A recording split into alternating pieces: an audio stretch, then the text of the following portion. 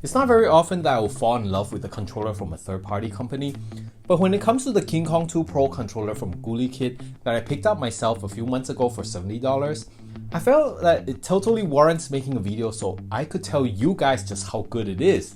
I mean, there are off-brand ones that I tried and totally suck, and ones that work perfectly fine, but I feel are not delivering enough value, so I didn't bother making a video about them.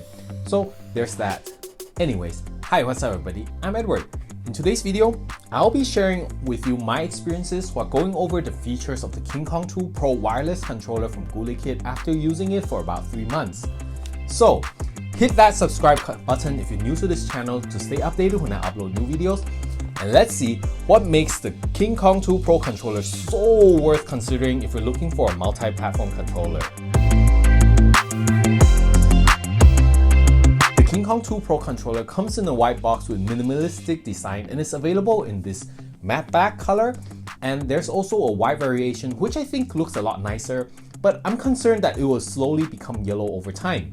Opening the box, you will find the controller packed in a plasticky looking carrying case, which is a nice and welcome addition, but I wouldn't call it the best in terms of protection against drops. There's also a flat USB A to C cable that measures at 1.6 meters long for charging, and a manual, which I recommend that you should keep around near you unless you have a photographic memory so that you can reference to it to use the features that comes with the KingKong2 Pro controller. Taking it out of the case, the weight of the controller is lighter than the official Nintendo Pro controller at 223 grams, and I can't help but notice how comfortable and nice the rubbery-like finish of the controller feels to the touch. It seems as if there's a light rubber coating over the lightly textured finish, but after going through some light scratching tests, it doesn't appear so. Either way, however Gulikit managed this, it's an amazing feeling which I think many people will like. As for the shape of the KingKong2 Pro controller, it looks and feels almost like an Xbox controller in your hands, but with a teeny tiny bit more bulk to it when holding it. The Xbox controller has slightly more curve to it on the sides, but nevertheless, I still find it to be very comfortable to hold for extended periods. Compared to Nintendo's official Pro controller, I find the KingKong2 Pro controller a bit more comfortable and lighter considering that I have slightly large hands. As for the buttons and stick placements, they are all in a near identical placement as an Xbox controller.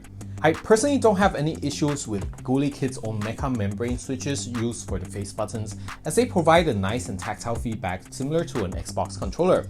But I do find my left trigger making this weird scratching sound when pressed, probably due to a bad molding.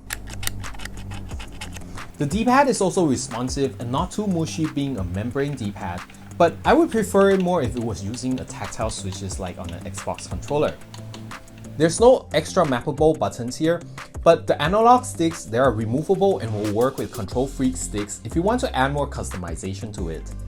Now, for the features that come with the Gulikit KingKong2 Pro controller, the biggest feature would definitely be these analog sticks that uses Hall sensing technology that Gulikit chose to use to rid stick drifting due to non-contacting parts. Hall sensing is not a new technology, so I won't be getting into the details of how it works here, but just know that it's more accurate and precise than traditional potentiometer analog sticks, and that it is also a technology that large corporations prefer not to use ever since the Dreamcast so that they can sell you the same product multiple times.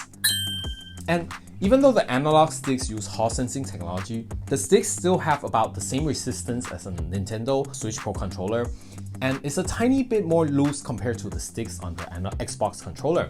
Overall, I feel that they are perfectly fine and slightly more accurate for the different type of games that I've played.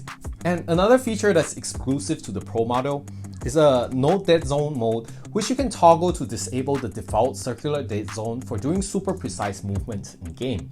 I personally don't use this feature much for most games because the sticks become super sensitive to the slightest inputs, except for when playing racing games, which is helpful in precisely tackling those corners. But I imagine it would also benefit those of you that play first-person shooters with a controller, but that's just a guess though, because I'm totally terrible with controllers in first-person shooter games.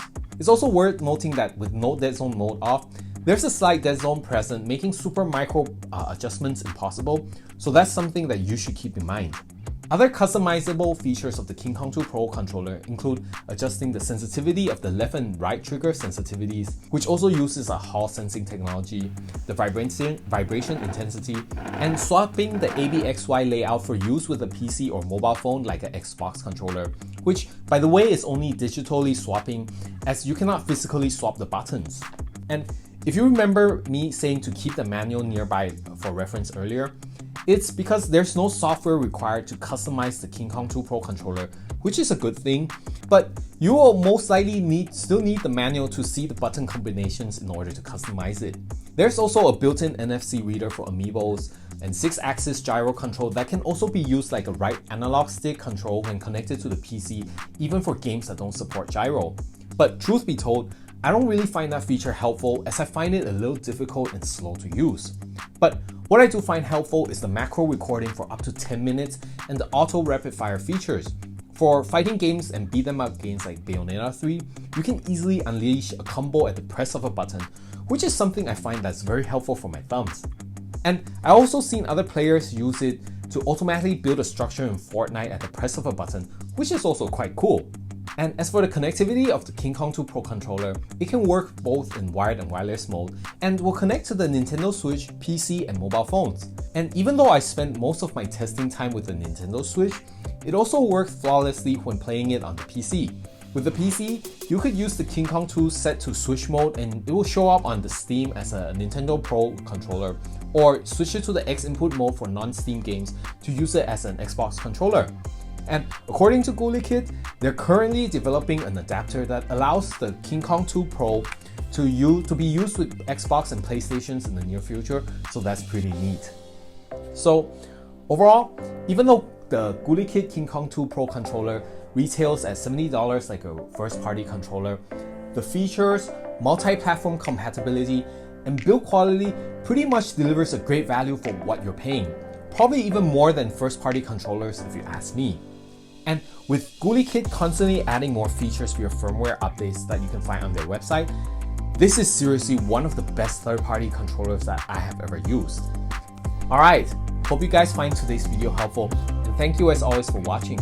If you enjoyed today's video, hit that like button as it will help this channel a lot more than you know it, and I'll see you again in the next video.